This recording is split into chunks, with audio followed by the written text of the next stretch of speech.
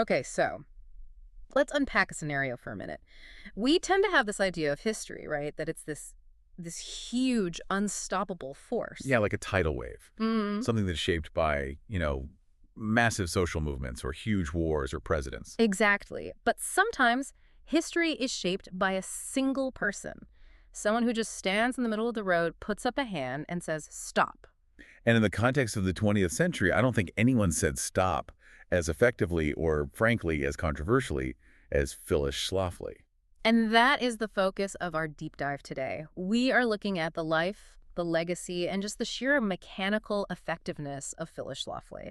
And if you want to talk about a figure of contradiction, Oh, she's the definition of it. I mean, we're talking about a woman who ran for Congress, who influenced national elections, became one of the most powerful political organizers in American history. Right. And she did all of this while arguing that a woman's highest calling, her absolute best career path, was to be a homemaker. It's a fascinating paradox, isn't it? To really understand the modern American political landscape, and I mean specifically the shape of the Republican Party and the whole family values platform, you just have to understand Schlafly. She wasn't just a suburban housewife who decided to, get involved in local politics. Not at all. She was an incredibly sophisticated operator. I mean, she mobilized a grassroots army from the ground up to defeat the Equal Rights Amendment, the ERA, at a time when almost everyone in Washington thought its passage was, well, inevitable. So that's the mission for this deep dive. We really want to understand how she did it. How did she stop this thing that seemed unstoppable? And how did her movement ripple out and end up impacting everything from, say, the Cold War all the way up to the rise of Donald Trump? And we're pulling from a pretty massive stack of biographical and political history here.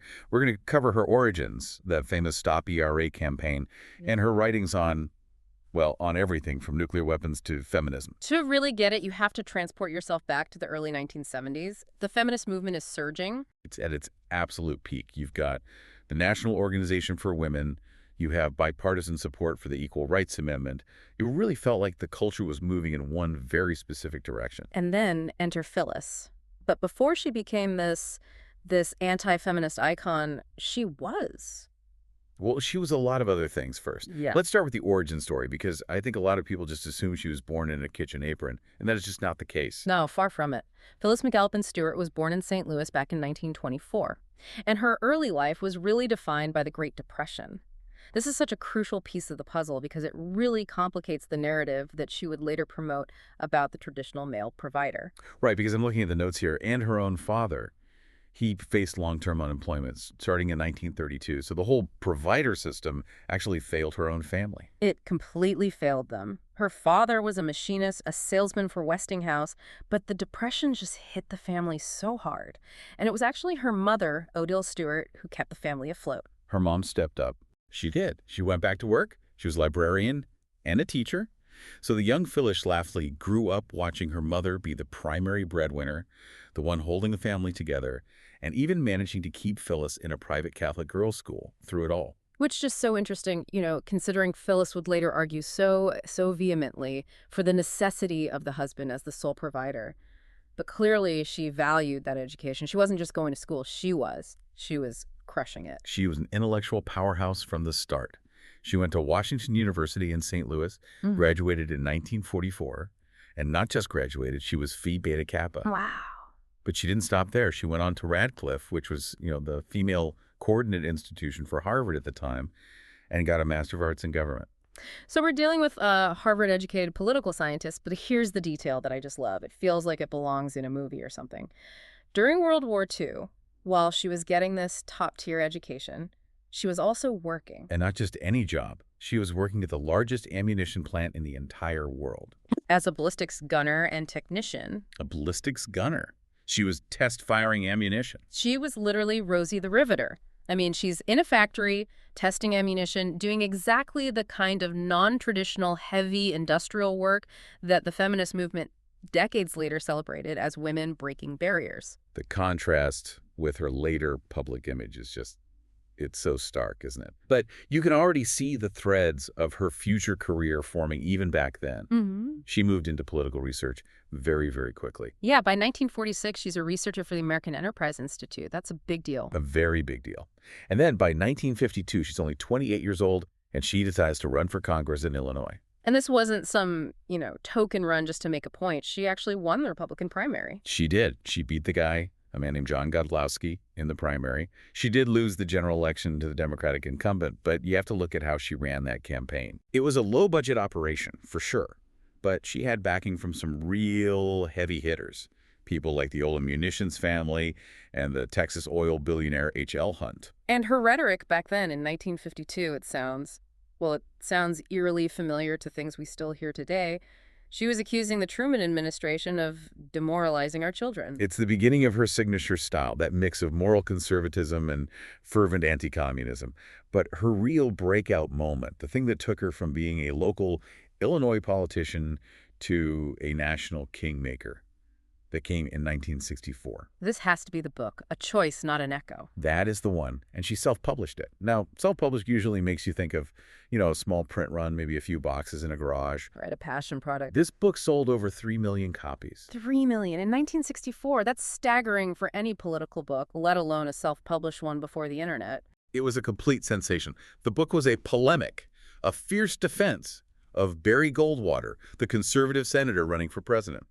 And it was a brutal, no-holds-barred attack on what she called the Rockefeller Republicans. The moderates. The liberal, moderate establishment based in the Northeast. She argued they were a corrupt cabal of secret kingmakers who were actively diluting the conservative principles of the party. So she's taking on the establishment of her own party. She's essentially calling out the deep state of the GOP before that term even existed. Precisely. And in that round, she won. Her book is widely credited with helping Goldwater secure the Republican nomination. It totally established her as a force to be reckoned with in conservative circles. Yeah. She wasn't just an outsider anymore. He was a grassroots mobilizer who could completely bypass the traditional gatekeepers. Now, there is a bit of a shadow over this period, though, right? The connection to the John Birch Society. That was a pretty controversial far-right anti-communist group. It was, and her connection is complicated. Robert Wells Jr., who was the founder of the John Birch Society, he called her a very loyal member. So he said she was in. He did. But Phyllis, later in her life, denied it. She claimed she either quit or was never really that involved because she knew that association would hurt the reputation of her book and Goldwater's campaign. So it's a strategic move. A strategic distancing, absolutely. But there is just no doubt she moved in those circles and shared that same intense, all-consuming anti-communist zeal. Okay, so by the late 60s, she's a known quantity in conservative politics. But she's mostly known for, defense policy and party infighting. Then the 1970s arrive, and she finds her defining enemy, the Equal Rights Amendment. And to really understand how shocking her victory against the ERA was, you have to put yourself back in 1972. I mean, the amendment had passed Congress with huge bipartisan majorities. It wasn't even a partisan issue at first. Not at all. It had already been ratified by 28 of the required 38 states. Presidents Nixon, Ford, and Carter all supported it. I mean, it was seen as a done deal, just a matter of paperwork at that point. And then Phyllis Schlafly organizes Stop ERA. I never knew this until we started researching, but Stop DI was actually an acronym. It was. It stood for Stop Taking Our Privileges. And that is just a brilliant rhetorical flip, isn't it? She didn't frame it as, don't give us new rights. She framed it as, don't take away the special status we already have. Exactly. And that is the absolute core insight into her entire strategy. She argued that American women were the most fortunate, most privileged class of people in the history of the world. She claimed the ERA wasn't a step up, it was a huge step down. She didn't argue that women were inferior. No, she argued they were privileged, and that the ERA would cruelly strip those privileges away. Okay, so let's get into the specifics. What were the key arguments she used? Because some of them were incredibly potent. The biggest one has to be about the military draft. That was her ace in the hole. It was her most powerful weapon. She argued that if you have total legal equality written into the Constitution, you cannot, logically or legally, exempt women from the Selective Service. Right. No distinction based on sex. No distinction. So she painted this very vivid, very frightening picture for parents across America. Your 18-year-old daughters being drafted, being forced into combat, into trenches, right alongside men. This terrified mothers and fathers. And, legally speaking, she had a point. If the law can make no distinction, the draft exemption for women becomes unconstitutional.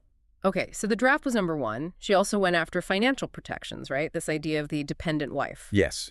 At the time, a lot of laws around Social Security and alimony were written to specifically protect women who didn't work outside the home. She warned very loudly that the ERA would eliminate Social Security benefits for dependent wives and widows. So if your husband died, you'd get nothing. That was the fear she stoked. She said it would abolish alimony completely. Her argument was that the ERA would actually liberate men from their traditional responsibility of supporting their families, leaving housewives with no safety net whatsoever. So in her telling, the ERA was actually a gift to irresponsible men. Exactly. She pitched it as men getting out of their obligations. It was a brilliant, if cynical, framing. And then, of course, there were the social norms arguments, the bathroom argument that we still hear echoes of today. Oh, yeah. She famously claimed the ERA would lead to unisex bathrooms. She also said it would lead to same-sex marriage. Which, at the time, people must have thought was just completely absurd. Proponents of the ERA scoffed at it. They called it ridiculous fear-mongering. But Schlafly was relentless. She insisted that if you erase gender distinctions in the Constitution, these are the inevitable legal consequences down the road. It's kind of wild to look back at that because in 2007, she basically took a victory lap on that prediction. She did. She said, "See, I told you so." And beyond just the arguments, her tactics were revolutionary. You have to visualize the scene playing out at state capitals all over the country. On one side, you've got the feminist protesters, often younger, chanting, holding signs. And on the other side, you have Schlafly's Army of Housewives. Yes. The famous potluck tactic. Yes.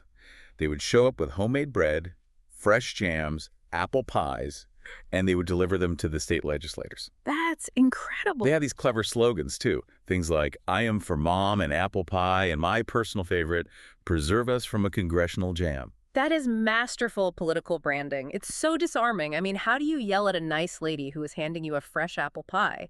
It visually reinforced the very image of wholesome domesticity that she claimed to be protecting. It created this perfect visual contrast that politicians and the media couldn't ignore. It made the feminist movement look, to the average observer, kind of aggressive and anti-family.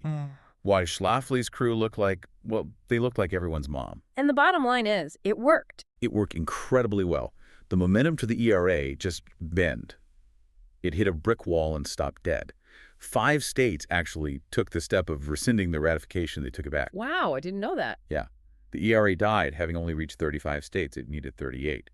And political scientists who've studied this, like Jean J. Mansbridge, have said that without Phyllis Schlafly's organization, the ERA likely would have passed easily by 1975. So she single-handedly turned the tide. It's one of the most effective grassroots campaigns in American history. That is a massive impact for someone who was, on paper, just a citizen activist. But I want to dig a little deeper into the ideology behind all this, because it wasn't just about the draft or bathrooms for her. She had a very specific and very rigid philosophy about gender and its role in the world. She absolutely did. At her core, Schlafly was a gender essentialist. She believed that men and women are fundamentally, biologically, and emotionally different, and that these differences mean they are suited for different roles in society.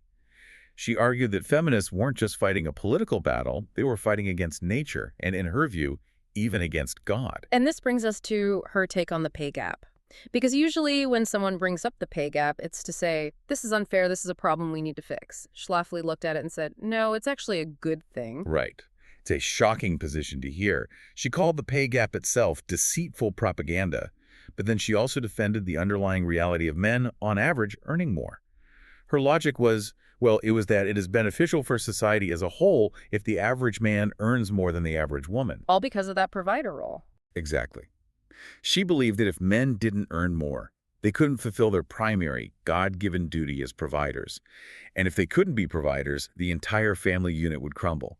She said, and this is a direct quote, "We certainly don't want a society in which the average wage paid to all women equals men, because that society would have eliminated the role of motherhood." That's a stark way to put it. She literally saw financial equality as the enemy of motherhood. She did. To her, the role of the dependent wife and mother was the most socially necessary, most critical job in the entire civilization. The family was the building block of stability, and that stability, in her mind, required a clear hierarchy. But this is the paradox that I just can't get past. She is preaching day in and day out that a woman's place is in the home, serving her family. But Phyllis Schlafly herself was an incredibly active, powerful career woman. It's the elephant in the room of her entire career. She was an author, a national speaker, an activist who traveled the country constantly. She even went back to school and got her law degree in 1978. Her critics pointed this out all the time, that she was rarely home. And she was pressed on this constantly in interviews. She had a standard rebuttal, a line she always used. She told Time magazine once that she would cancel speeches whenever her husband thought she'd been away from home too much. So she framed her entire massive career as something she was only doing with her husband's permission. Yes, she was very careful to maintain the public optics of submission, even while she was privately wielding immense political power. She truly believed that every marriage required an ultimate decision-maker, and that person, by definition, had to be the husband. She took that concept of the husband's absolute authority into some very dark territory later in life. There was a comment she made in 2007 about marital rape that really shocked a lot of people. That was during a speech she gave at Bates College. She was arguing against the very concept of marital rape as a crime. She said, and I'm quoting here, "By getting married, the woman has consented to sex, and I don't think you can call it rape." Wow, that's a heavy statement. It really shows how absolute her view of the marriage contract was. It wasn't just a partnership. No, in her view, it was a legal and spiritual hierarchy where the husband's rights were paramount. And she believed that feminism was victimizing women by telling them this hierarchy was a trap. For Schlafly, the traditional family unit, with the father at the head, was, in her own words, the greatest single achievement in the entire history of women's rights. She believed it protected women. More than any law or any government program ever could. Okay, we've spent a lot of time on gender, but we can't ignore the other side of her coin. We mentioned at the top that she was a ballistics gunner. Phyllis Schlafly was a stone-cold cold warrior. Absolutely. You cannot separate her social conservatism from her national defense hawkishness. They were two sides of the same coin for her. She was just as passionate and just as knowledgeable about nuclear weapons as she was about apple pie. She wrote these books with titles that sound like Tom Clancy novels, like Strike from Space and Kissinger on the Couch. She did. She was deeply, deeply suspicious of the whole idea of easing tensions with the Soviet Union. She opposed pretty much every arms control agreement that was proposed. She used this very vivid analogy to describe them. What was it? She said, signing an arms control agreement with the Soviets was like disarming the police in order to stop murder. So she was all about peace through strength. More like peace through supremacy, really. She believed the U.S. needed to maintain overwhelming military superiority at all times. And this worldview extended to her opinion of international organizations. She despised the United Nations. She called it a Trojan horse, if I remember correctly. Yes, a Trojan horse and a monument to foolish hopes. She saw the UN and later organizations like the World Trade Organization as direct attacks on American sovereignty. She was an early and very vocal opponent of what we now call globalism. She fought against the idea of a North American Union, right? She did. The idea of merging the economies of the U.S., Canada, and Mexico was anathema to her. For Schlafly, American sovereignty was sacred. No international body, no treaty should ever be able to tell America what to do. It's just so interesting how that specific thread, anti-globalism, sovereignty above all, has become so dominant in one wing of the modern Republican Party. She was sounding that alarm way back in the 60s and 70s. She really was a bridge figure between the old right of the 1950s and the modern populist right that we see today. Let's pivot for a second to her personal life a bit more. We mentioned her husband, Fred. John Fred Schlafly, Jr. He came from a wealthy, prominent family in St. Louis and was a successful attorney himself. It's important to note that they were a team. This wasn't just her project. They were both devout Catholics, and they explicitly linked their Catholicism with their American patriotism. They saw the fight against communism as a spiritual war. As much as a political one, yes. It was good versus evil. And they had 6 children together. And this leads us to one of the most complex and, I think, revealing dynamics in her family life, her eldest son, John. Yes. So in 1992, John Schlafly was publicly outed as gay by a magazine called Queer Week. Now, you have to just imagine the scene. His mother is, at that time, the single most prominent opponent of gay rights in the entire country. She called the gay lobby an attack on the very definition of marriage. So how did she react when her own son was outed? Did she disown him? No, and this is where all the nuance and complexity comes in. She did not disown him. She maintained a relationship with him. But then this is a very big but. She did not change her politics one bit, and neither did he. Wait, what do you mean? John acknowledged that he was gay, but he publicly stated that he supported his mother's opposition to same-sex marriage. That is really hard to wrap your head around. He agreed with her that he himself shouldn't have the right to marry. Essentially, yes. It seems he compartmentalized his personal life from his political beliefs, much like his mother did with her professional career and her domestic ideals. It's a fascinating psychological dynamic. Schlafly continued to attack the gay lobby relentlessly, even while her own son was living as a gay man. That family Thanksgiving must have been intense. And her other children were also very active in the movement, right? Her son Andrew founded Conservapedia. That's right. Andrew Schlafly founded Conservapedia, which was created as a conservative alternative to Wikipedia because he felt Wikipedia had a liberal bias. And her daughter, Anne, eventually became the chairman of the Eagle Forum, the very organization Phyllis had founded. Well, speaking of the Eagle Forum and her children, that brings us right to the end of her life. The year is 2016. Phyllis is in her 90s, and there's one last political explosion. It was a truly dramatic finale to her career. In the 2016 Republican primary, most of the conservative establishment, the people Phyllis had worked with for decades, they were backing Ted Cruz. They saw him as the true conservatives in the race. But Phyllis, she went a different way. She endorsed Donald Trump, and she did it very early, when almost no one in her circle was taking him seriously. Why Trump? He seems like the polar opposite of the pious, Catholic, traditional family man image that she cultivated. She liked that he was a disruptor. She liked that he was willing to fight the kingmakers that she had written about all the way back in 1964. She saw in Trump a fighter who would actually enforce the border and stand up to globalism. She even co-authored a book. I saw this, The Conservative Case for Trump. And that endorsement tore her beloved organization apart. Really? It caused a massive, bitter rift in the Eagle Forum. 6 board members rebelled against her endorsement. They tried to oust her. And one of those 6 board members was her own daughter, Anne. Her daughter sided against her in a boardroom coup. She did. Anne was a Ted Cruz supporter. The board split, and Phyllis actually broke with the dissident members, including her daughter. It was an incredibly bitter internal struggle right at the very end of her life. But Phyllis stuck to her guns. And the book, The Conservative Case for Trump, was published on September 6, 2016. Yes, one day after she died. That timing is just incredible. She died on September 5th. She lived just long enough to see Trump officially accept the nomination, but she passed away just before the election itself. It was a final, powerful act. There was another incident near the end of her life that I think really sums up her relationship with the broader culture. It involved her alma mater, Washington University. Yes, this was back in 2008. Washington University in St. Louis announced that they were going to give Phyllis Schlafly an honorary degree. She was, after all, a highly accomplished and famous alumna. And I can imagine that went over well. The student body and a large portion of the faculty went ballistic. There were huge protests.